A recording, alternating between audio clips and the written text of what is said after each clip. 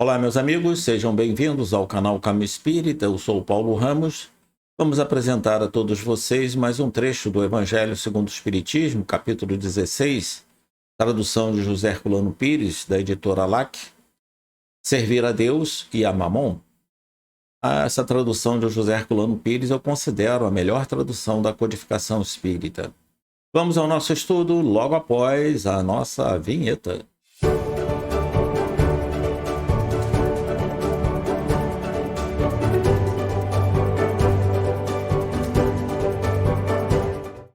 Apresentamos aqui duas passagens que Kardec colocou no Evangelho segundo o Espiritismo, no capítulo 16. A primeira é essa exortação de Jesus, que ele diz: nenhum servo pode servir a dois senhores, porque ou há de aborrecer um e amar ao outro, ou há de entregar-se a um e não fazer caso do outro. Vós não podeis servir a Deus e às riquezas. Está em Lucas, capítulo 16, versículo 13. E Kardec coloca também essa segunda passagem, que está no Evangelho, sobre um jovem que chegou até Jesus e lhe fez uma pergunta. Diz assim: e eis que, chegando a ele lhe disse: bom mestre, que boas obras devo eu fazer para alcançar a vida eterna? Jesus lhe respondeu: por que me chamas de bom? Bom só Deus o é.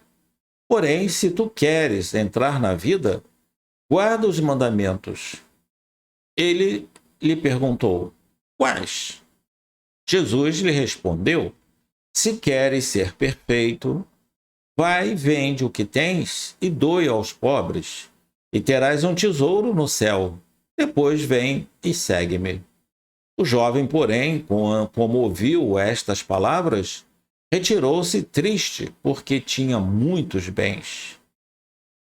E Jesus disse aos seus discípulos: em verdade vos digo que um rico dificultosamente entrará no reino dos céus. Ainda vos digo mais: e mais fácil é passar um camelo pelo fundo de uma agulha do que entrar um rico no reino dos céus. Essa passagem do Evangelho está em Mateus, Lucas e Marcos.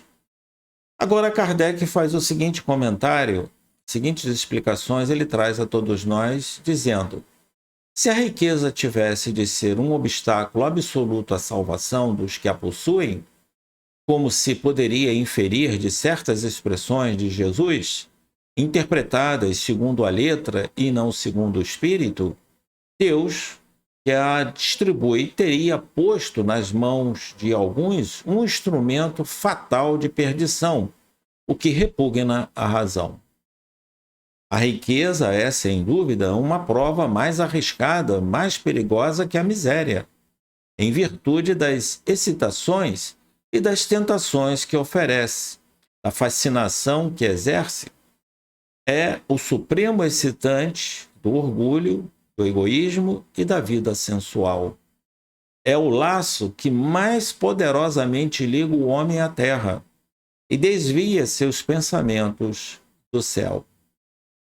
Produz tamanha vertigem que vemos quase sempre os que passam da miséria à fortuna esquecerem-se rapidamente da sua posição, bem como dos seus companheiros, dos que os ajudaram, tornando-se insensíveis, egoístas e fúteis.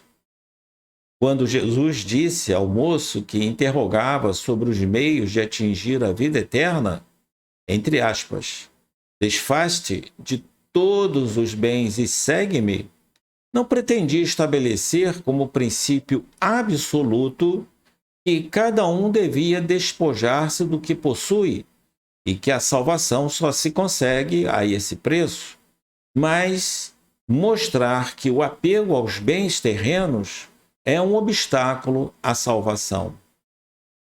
Aquele moço, continua Kardec, com efeito, julgava-se quite com a lei, porque havia observado certos mandamentos e, no entanto, recusava a ideia de abandonar os seus bens. Seu desejo de obter a vida eterna não ia até esse sacrifício. A proposição que Jesus lhe fazia era uma prova decisiva. para pôr às claras o fundo do seu pensamento. Ele podia, sem dúvida, ser um padrão de homem honesto, segundo o mundo, não prejudicar a ninguém, não maldizer o próximo, não ser frívolo nem orgulhoso, honrar ao pai e à mãe, mas não tinha a verdadeira caridade.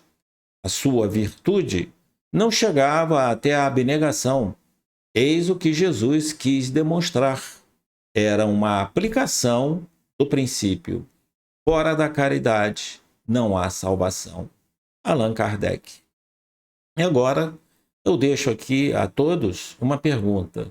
Se Jesus nos fizer esse convite de abandonar todas as riquezas do mundo e segui-lo, nós seguiremos?